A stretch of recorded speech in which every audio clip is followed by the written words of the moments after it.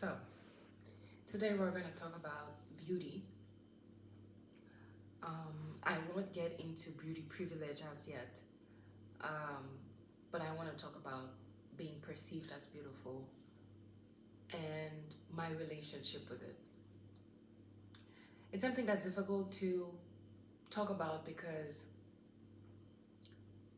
it's a weird position to be in where it's like you talk about people tell you you're beautiful, but saying you're beautiful, saying I'm beautiful, or saying people perceive me as beautiful is often not received very well. But that has been my experience. It wasn't my experience. It wasn't my experience throughout my entire life. Um, I'd say growing up, I was not perceived as beautiful. Um, and even after I hit puberty, it was not. I was not considered beautiful, and um, I did. This did not necessarily. I did not have a bad relationship with myself and my face and my body, even even in that situation. Even if people did not particularly perceive me as attractive. No, not attractive and beautiful is not the same, but as beautiful. I did not have a bad self image per se. I just liked myself, and I would um, be bold and carry myself the same way. I was like, you know what?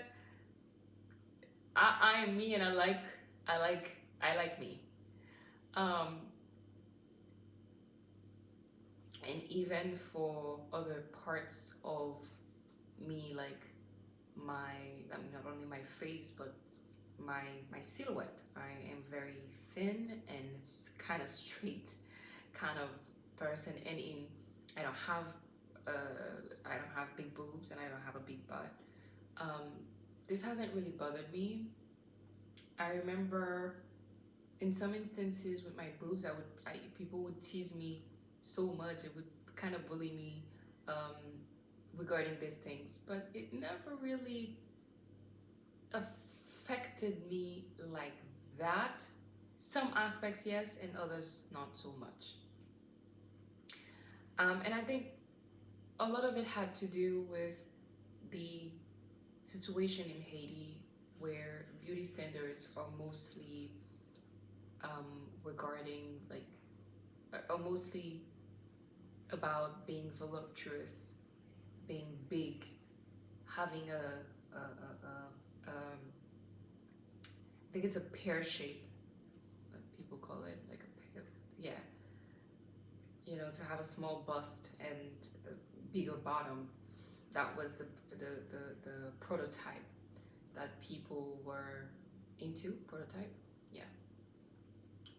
And being voluptuous is something that countries with a great African heritage tend to have as a beauty standard. Um, so very, I was not that standard. And also there is colorism in Haiti a lot, and mixed features and Eurocentric European features tend to be more praised and stuff like that. Anyways, um, the point is I was not the beauty standard there. Um, and if for the way I was too, I was often compared to a guy. They would tell me I look very boyish, that I haven't really taken much from my mom, and but yeah, it was I had that kind of image. Um, but I never really questioned it. I still had like I still liked myself, and I didn't really care much about these these things that people would say. I guess at some point maybe they did factor in, they did influence me and my image in a silent way that I did not realize until way after. But at the moment, these were not things that I would let bother me too much. There were instances that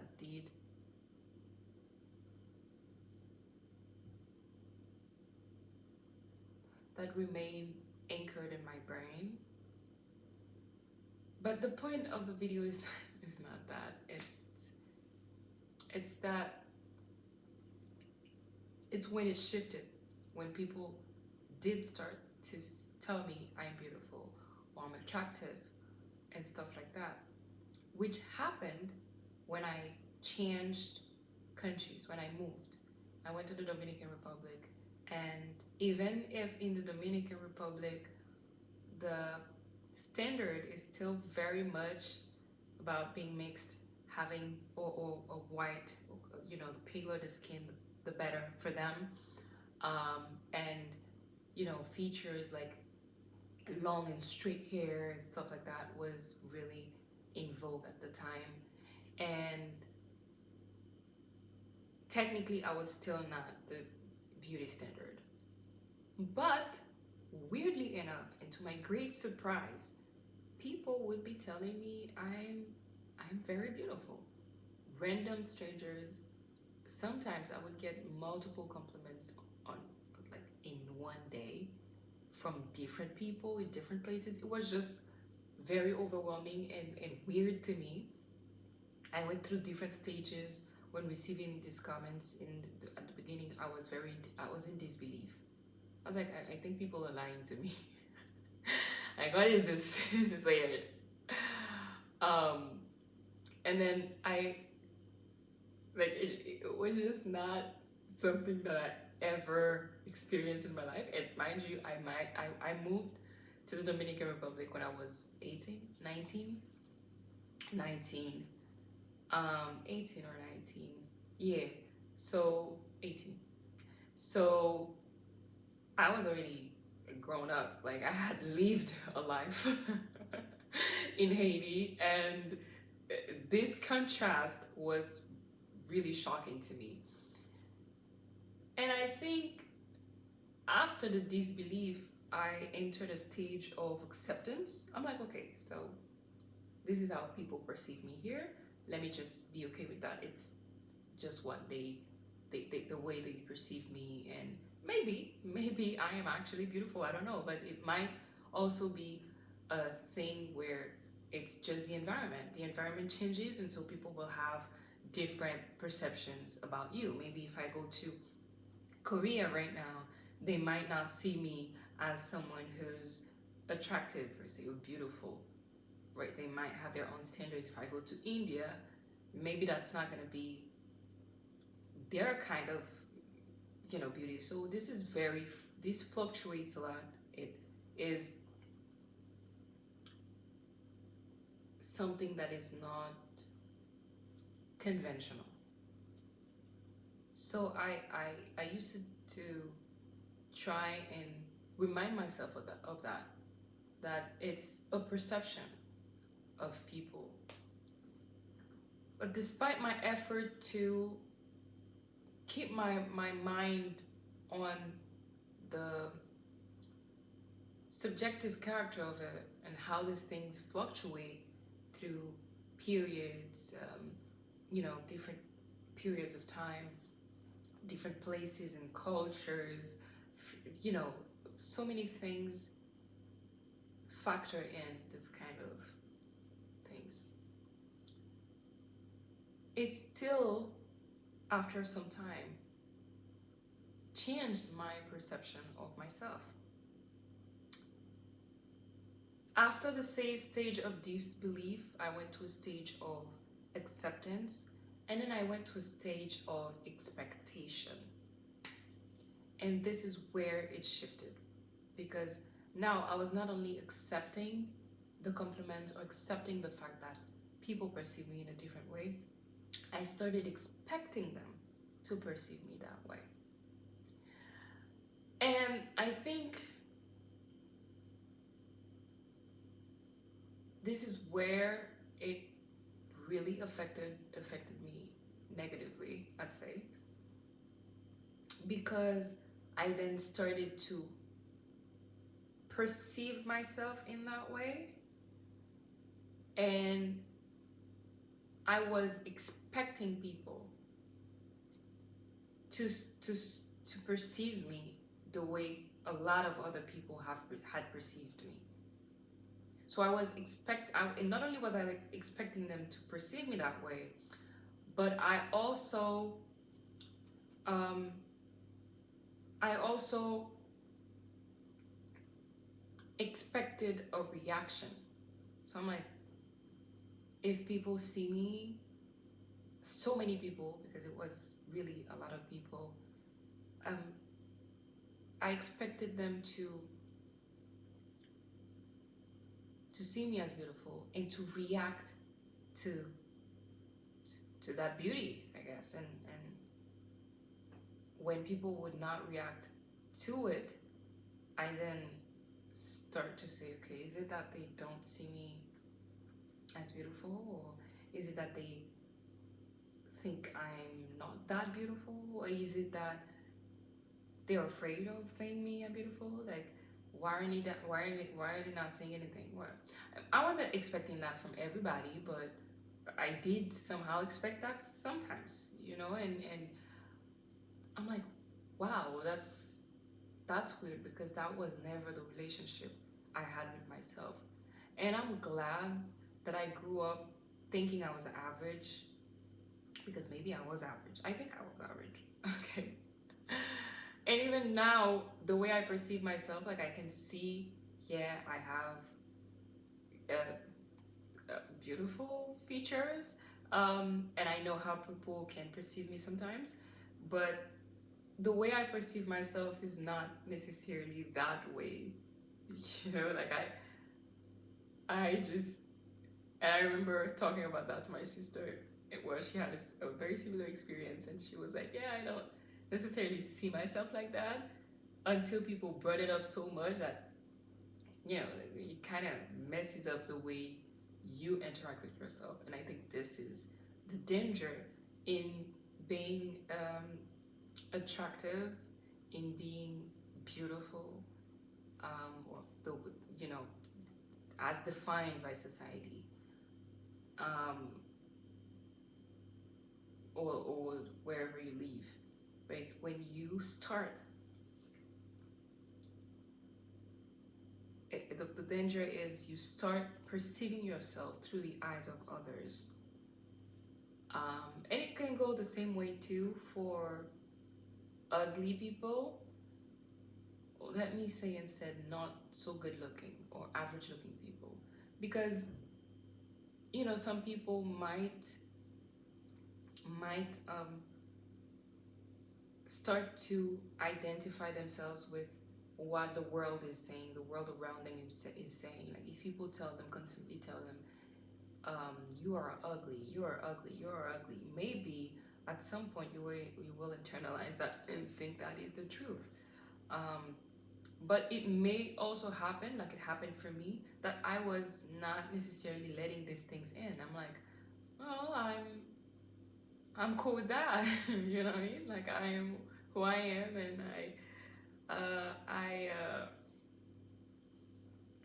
I know it affected me, but I wasn't consciously like talking negatively to myself about this kind of thing.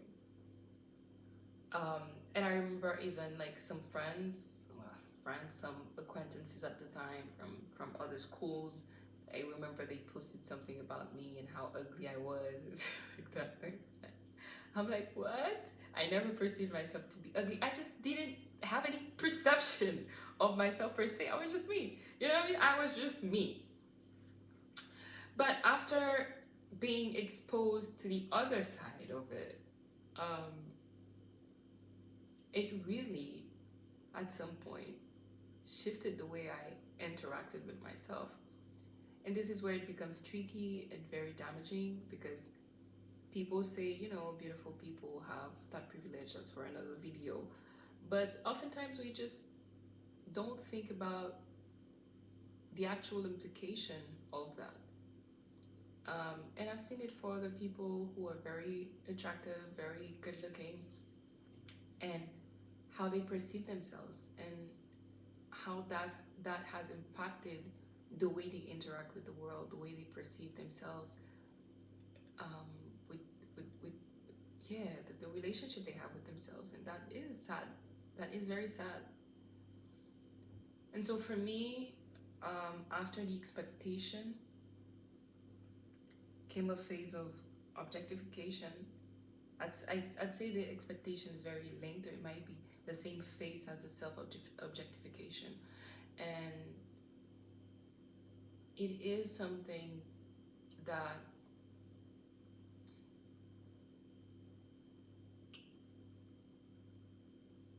is very detrimental, because once you start seeing yourself as, I mean, through the eyes of others, then others are the one who can define your worth. That is very dangerous. And I think that's what attractive people or beautiful people struggle with the most. And it's the fact that oftentimes their worth is dependent on their environment, and that fluctuates a lot. So they often tend to not have a very stable sense of self esteem. Um, and that is very difficult to recover from, because your face doesn't change. It will change with aging or whatever happens, or your lifestyle, um, accidents and stuff like that. So your body will change, your face will change, but it takes a while for it to happen. And when it does hit, when that does happen, it takes a toll on that person, unless they never really attach themselves to that uh, to these things. And it's difficult not to do so when people assign your value to that particular thing. I have more to say about this subject. I will keep it for another time. But I'd say I have worked a lot. Like it's even tiring too. Uh, I've worked a lot not to let this influence me so much. And it has been difficult because my perception has changed. But I guess now I'm just in a situation where it's balanced, where I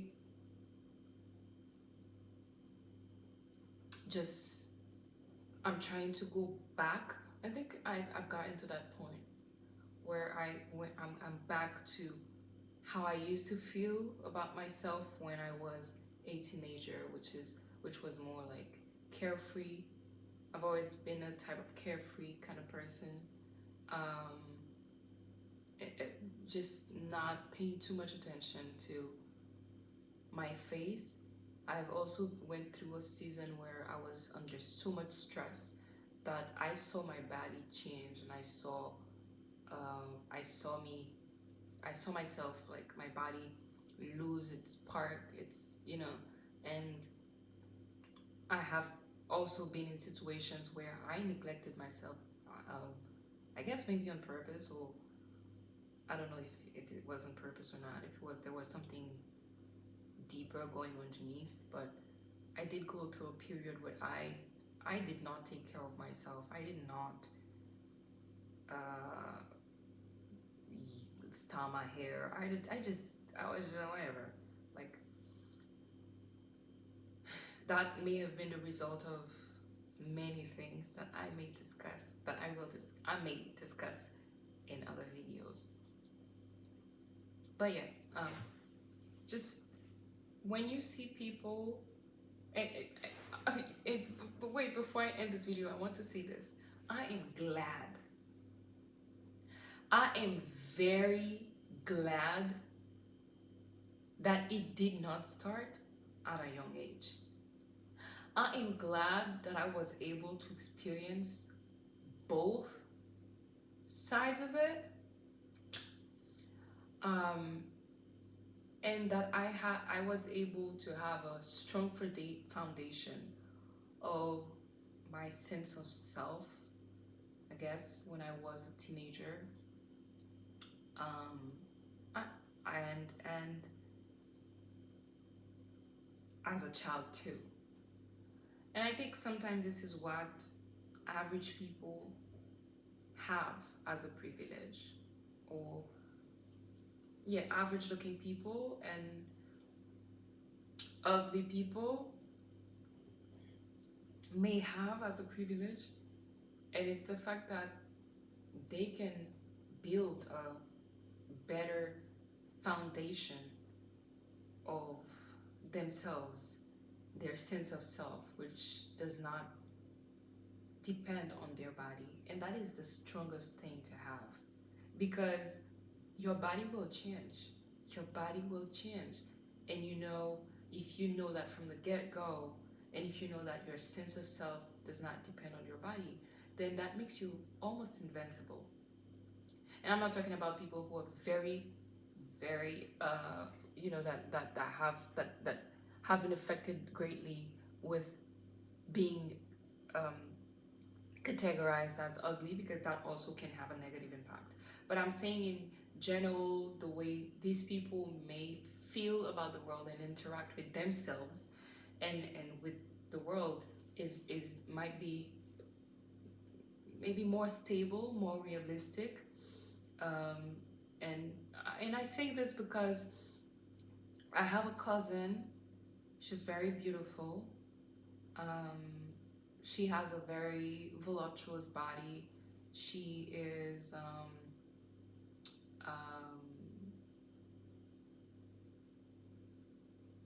like, she's the type of person that most people would agree is cute and has a nice body. But the thing with her is that it started very early on. Very, like, since she was a little kid, like a baby, I guess. And let's say a toddler, because your body really develops like around that age, right? And everybody in the family, everybody in the family and around her praise her and say, oh my God, like, you have such a beautiful body, and you this and you that, and your beauty, and you dee. And I have noticed, I have realized how shallow her personality is, and how she has that inflated, overly inflated, like inflated is overly like too much. It's overly inflated.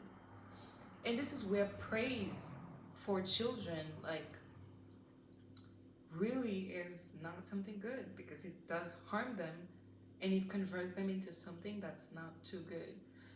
And her whole worth is based on her curves and her beauty.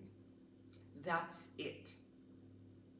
And even in the way she talks, sometimes, I remember, like, there was this time she wouldn't get out of the car and walk, like, to get to the door of the house, because we had to drop her exactly, because it's just not walking in the street. And I'm like, and then there was this time where she was saying how this or that situation is not, like, she's not gonna do anything about it because she's that beautiful. She doesn't owe anybody. Like, it really is, everything is about that. And I can't blame her or judge her, criticize her, because we made her into that. Her parents, and then I was there, I would see her parents comment on that, like, yeah, she's just such a, she's, and I'm like, Can we not? Can we not? Mind you, she's a very young lady. Very, very young.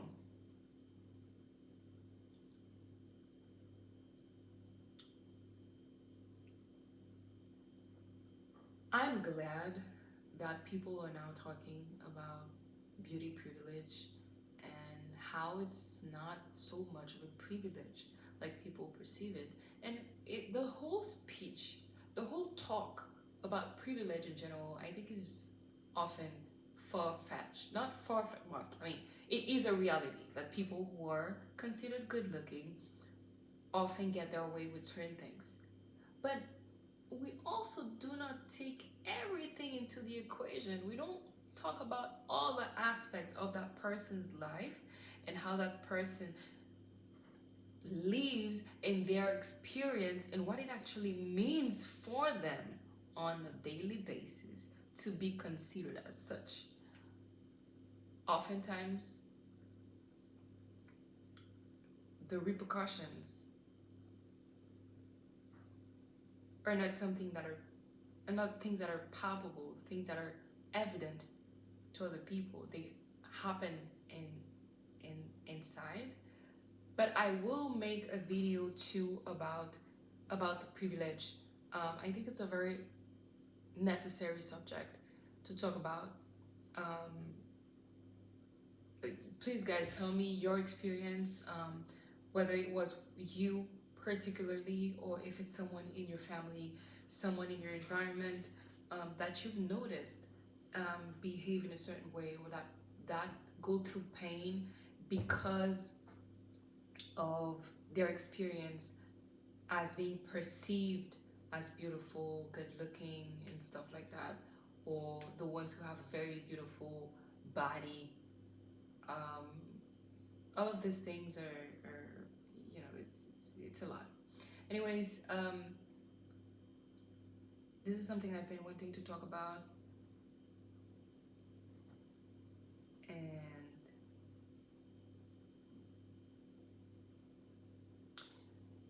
it's not as much as a privilege as people think it is.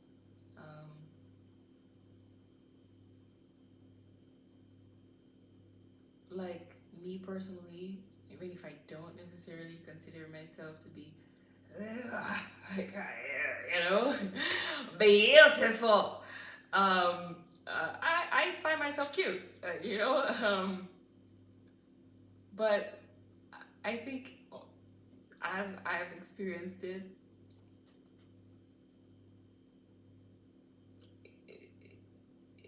yeah, one or two comments might be nice, but after that, there's not much to do with it. Like some people might use sorry I'm continuing, but some people might have a great experience being beautiful. Let's say, for example, I am ambitious and I want to achieve this, I don't know, this empire of, I don't know, in one field. Or let's say that I want to build a business and then etc. etc. Yes, looks are a thing and they may help.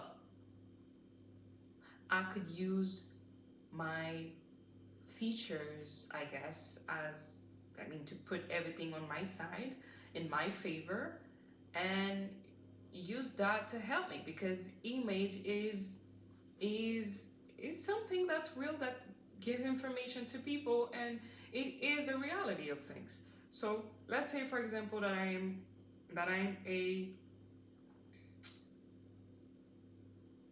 hairstylist or a fashion something designer, or maybe like I'm someone who advises people or on their personal brand or self-image and stuff like that.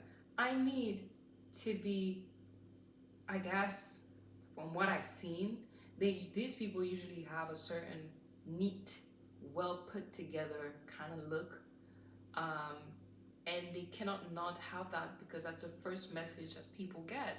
Like if I am a hairstylist, people would expect my hair to look nice because how am I going to trust you with mine?